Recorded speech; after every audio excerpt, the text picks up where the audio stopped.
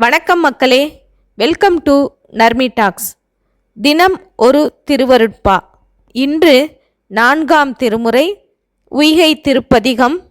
பாடல்: மின் ஒப்பாகி விளங்கும் விரிசடை என்னப்பா எனக்கு இன்னருள் ஈந்துநின் பொன்னொப்பான் துணை பூம்பதம் போற்றியே உன்னப்பாங்கின் உயர்நெறி உய்க்கவே.